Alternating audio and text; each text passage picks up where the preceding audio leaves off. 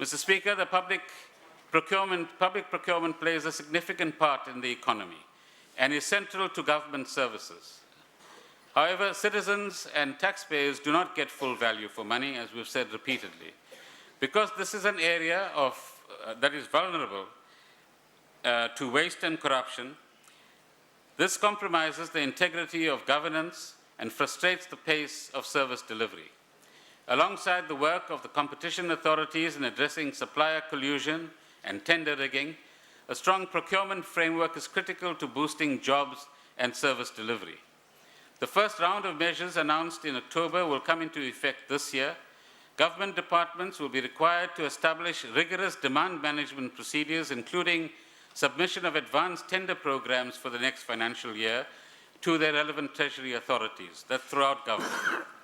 Limits will be prescribed for variation orders to restrict significant changes to procurement orders and bring our system in line with international standards. Companies bidding for tenders will be required to disclose the identity of all directors to determine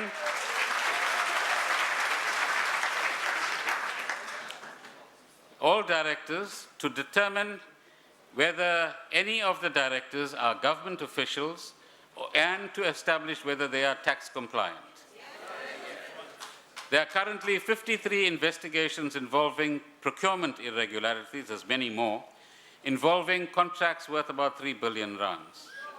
Minister Hadebe recently reported that 65 people linked to some of these investigations have been arrested and brought before courts. More than 250 million rands has been seized by the state. SARS is investigating another 9 cases of tender fraud with a total value of approximately 1.7 billion rands. SARS has also increased its analytical capacity with the aim of ensuring that vendors that are winning state contracts satisfy their tax obligations fully. As at the end of January 2011, SARS has identified some 13,000 vendors who have won state tenders and who owe taxes amounting to over R1 billion. Mr. Speaker, we have a shared responsibility to prevent corruption, as we've said, and we call on all citizens to blow the whistle on corruption and to report any procurement irregularities to the relevant authorities.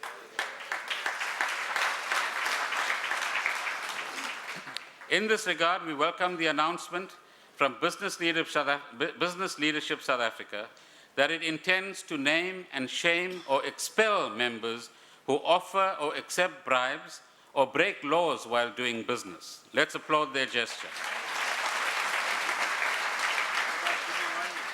Equally important is the call of this government to its managers to ensure that our communities and our taxpayers get full value for their money. Poor delivery and stealing from the fiscus are never acceptable.